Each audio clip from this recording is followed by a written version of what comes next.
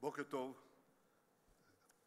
בימים האחרונים חלה עלייה בתחלואה ולצידה התרופפות במשמעת. אני לא יודע אם להגיד לצידה או בגללה.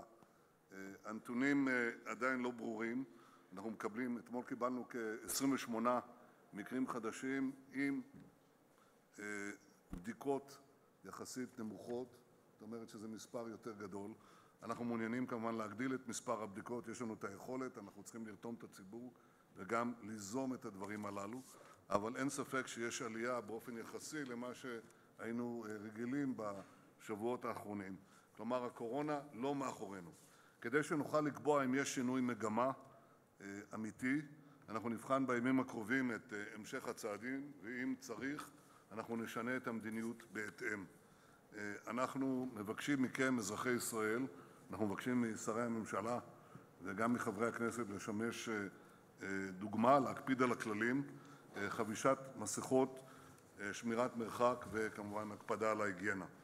במהלך החג קיימנו התייעצויות בהם דנו בשלושה צעדים הבאים. אחד, הקפדה, קודם כל קביעה, תיקון תו הסגול לעסקים, הוא צריך להיות מותאם למצב האמיתי, למציאות בשטח, במרחב הציבורי, ואחר כך אכיפה קפדנית, כולל מערך פקחים שעדיין לא הופעל, חייב להיות מופעל, ותגבור מערך הבדיקות, כפי שציינתי, גם באופן יזום. אני מאמין שבשיתוף פעולה של כלל הציבור נשמור על המשק פתוח ונביא לפריחה מחודשת של הכלכלה והשבת מקומות עבודה. בישיבת הקבינט בשבוע שעבר הנחיתי בין השאר לעדכן את תוכנית הסיוע הכלכלית, כך שגם מעסיקים שלא הוציאו את העובדים לחל"ת במהלך המשבר יזכו לקבל פיצוי משמעותי. כמה שרים העלו את הנושא, ואני חושב שזה דבר שצריך לבחון אותו.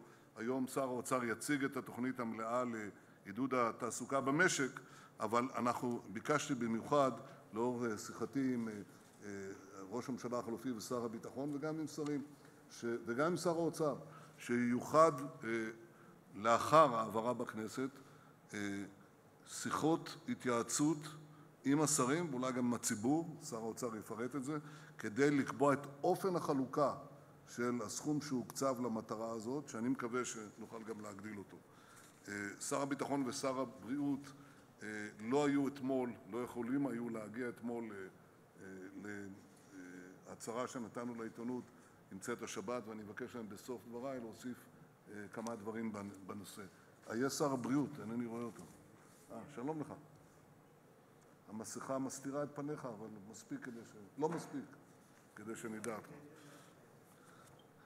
אני הנחיתי גם את שר האוצר, את השר לשיתוף פעולה אזורי ומנכ"ל משרדי להיפגש עוד השבוע עם ראשי העדה הדרוזית והצ'רקסית לגבש תוכנית חומש למען אחינו מעדות אלה.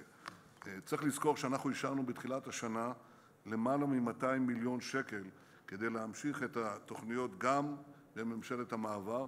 אם אינני טועה, כבר כ-130 מיליון מתוך ה-200 מיליון האלה כבר הוקצבו, אבל כעת עם הקמת הממשלה החדשה נביא לאישור בהקדם תוכנית חומש נוספת.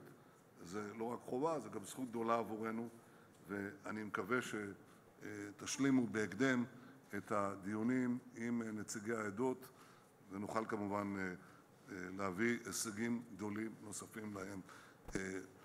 בני, בבקשה. תודה, אדוני ראש הממשלה. ממש בקצרה ובפתיחה, אני חושב שאפשר לאפיין את התקופה הנוכחית בכך שמדינת ישראל מתמודדת בו זמנית עם מרחב של אי-יציבות. ומרחב אי-היציבות הזה יש לו שלושה אדנים שאנחנו צריכים לשים לב אליהם.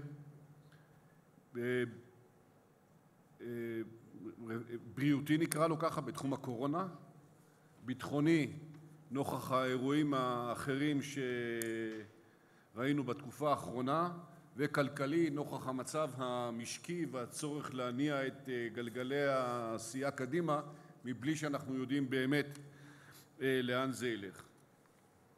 אני סבור שמבחינת המציאות הבריאותית, ושר הבריאות ודאי ירחיב יותר, אנחנו עוברים לשגרת קורונה.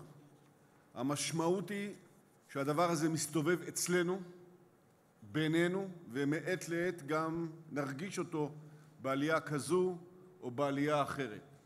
יש חשיבות מאוד גדולה להתמודדות במציאות הזו של שגרת קורונה, קרי היא קיימת בעוצמות משתנות, ואנחנו חייבים להפגין גם שיתוף פעולה בין כלל הגופים, אבל בעיקר לעמוד באחריות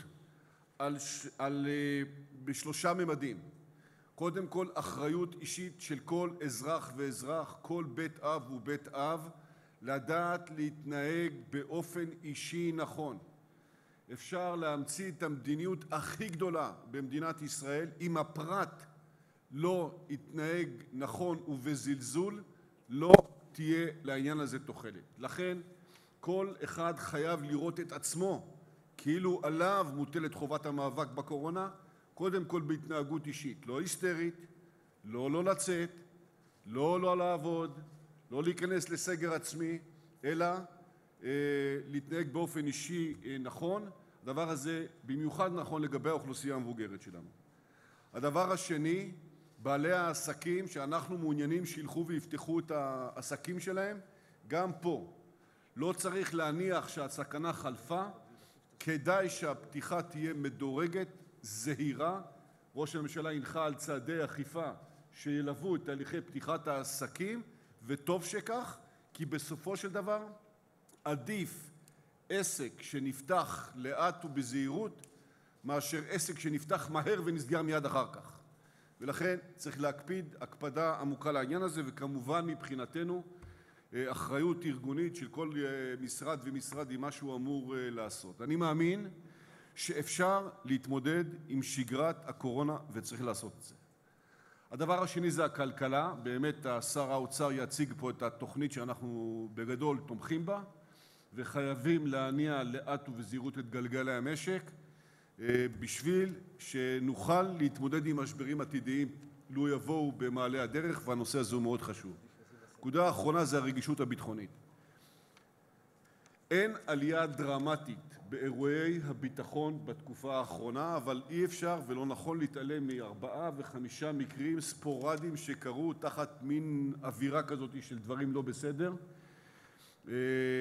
זה מעלה את הדריכות בשטח, זה מעלה את הדריכות בקרב הכוחות. אנחנו כמובן מגבים אותם, אנחנו ממש מצטערים על המקרה שבו נורה למוות איאד אל-חלאק, ואנחנו משתתפים בצערה של המשפחה, אבל אני בטוח שהנושא הזה יתוחקר מהר ויוסקו ממנו המסקנות, ואנחנו נעשה כל מאמץ להפעיל את הכוח, בין שהוא בביטחון הפנים, שזה באחריות השר לביטחון פנים, אבל גם בשאר השטח.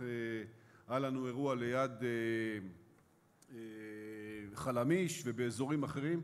נעשה את הכל להפעיל את הכוח במידה הנדרשת, מתוך כוונה לצמצם ככל האפשר את הנפגעים, אבל נהיה כמובן חייבים לשמר את רמת הביטחון גם בעונה שכזאת. סך הכל המדינה לדעתי יכולה וצריכה לדעת להתמודד עם תקופת אי יציבות שכזו, ונתקדם קדימה. תודה רבה. יולי, בבקשה. תודה, אדוני ראש הממשלה, אדוני ראש הממשלה החלופי, עמיתיי השרים.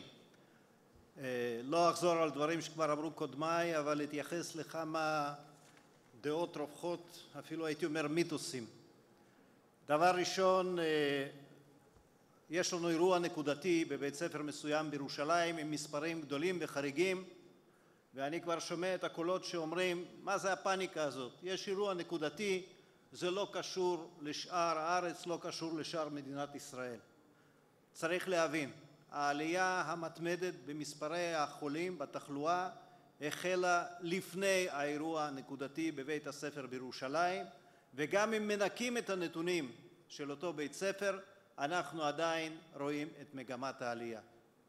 דבר שני שחשוב להבין, וגם את הקולות האלה אני שומע, מה זה משנה באוכלוסייה של 9 מיליון איש, 40 או 50 או 100, זה הכל זניח. יכול להיות, אבל אני מציע להבין שזה לא רק עניין כמה בדיקות עשינו באותו יום.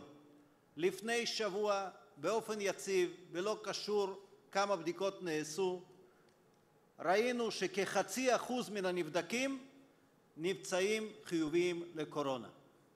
אנחנו רואים עלייה מתמדת באחוז הזה, ואתמול, כפי שציין כבר ראש הממשלה, נעשו 1,012 בדיקות, ברור, שבת, סוף שבוע, 1,012 בדיקות, מתוכם נמצאו 28 חולים. לא קשה לחשב שאנחנו עלינו באחוזים פי 5. אני מקווה מאוד, וזאת הנקודה הבאה, שהציבור ישתף פעולה עם הבדיקות. ואני קורא כאן לאנשים ומודיע, אנחנו כמשרד הבריאות ערוכים לבצע כרגע עד 15,000 בדיקות ביום. כל מי שמרגיש לא טוב וחושב שיש לו תסמינים, כל מי שחושש שהיה במגע עם חולי קורונה או שהה במקום איפה שהתגלו החולים, יכול לפנות למוקד קופת חולים שלו או שלה ויופנה לבדיקה מיד. אם הציבור ישתף עם זה פעולה, נדע מהם המספרים האמיתיים כרגע בקרב אוכלוסיית מדינת ישראל. ודבר אחרון שאני אגיד, כבר אמרו קודמיי, אני קורא גם לבעלי העסקים והמוסדות להקפיד על הכללים ועל התו הסגול. אזרח או אזרחית לא חייבים לקרוא את כל האותיות הקטנות ולהבין את כל הצווים. אבל שלושת הדברים שאנחנו חוזרים עליהם, מסכה, מרחק והיגיינה, לא קשה להבין. וגם לא קשה להבין שאו שכולנו נהיה בסדר או שכולנו נהיה בסגר. ואני מוסיף, הרבה יותר מהר ממה שחלק מאיתנו חושבים. תודה רבה. תודה רבה. תודה לכם.